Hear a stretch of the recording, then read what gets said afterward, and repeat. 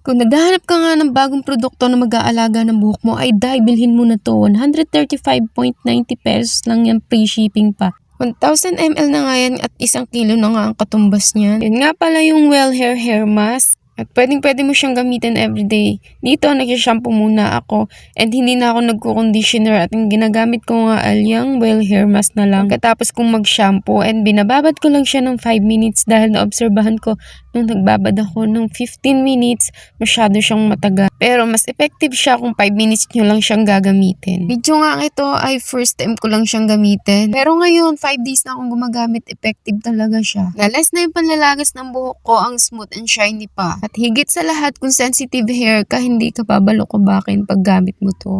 Ito nga yung buhok ko nung before.